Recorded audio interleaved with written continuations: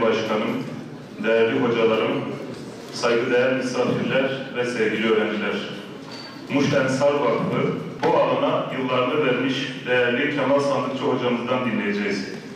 Kendisine davetimizi kırmayıp şehrimize ve üniversitemize teşriflerinden dolayı teşekkür ederiz. Euzubillahimineşşeytanirracim. Bismillahirrahmanirrahim. Kesarabin biqi'atin yahsabuhu zam'anu ma'an.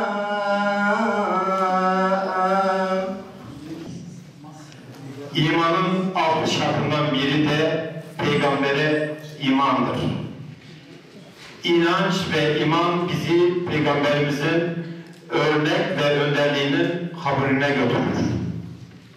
Peygamber Efendimiz görevi gereği vahiy yoluyla Yüce Allah'tan aldığı Kur'an ayetlerini insanlara sadece ulaştırmakla kalmamış, aynı zamanda açıklamış ve anlatmıştır. Bu noktada sünnet, Peygamber Efendimizin Kur'an'ı yorumlamasıdır. Sünnet dinin yaşanan tarafıdır. Sünneti göz ardı etmek, dinin yaşanan tarafını göz ardı etmiş oluruz. Bizim dinimizin değişmez 2 tane temel kaynağı vardır. Biri Allah'ın kitabıdır, öbürü de Peygamberin sünnetidir. İslam bunlarla kaimdir. Kıyamete kadar başka bir din gelmeyecek ise bu 2 kaynağın da mutlaka kıyamete kadar sağlıklı şekilde tahrife uğramadan devam etmesi gerekir. Mantık bunu gerektirir. Çünkü din bozulursa mutlaka arkasından bir başka peygamber gelir. Geçmişte hep böyle oldu, peygamberler silsilesi böyle geldi. Kıyamete kadar Allah başka kitap göndermeyeceğini, başka peygamber göndermeyeceğini ifade buyurdu. Bu 2 kaynaktan birini Cenab-ı Hakk'ın koruyup da diğerini hurafelere mahkum etmesi akla ve ilahi iradeye de aykırıdır.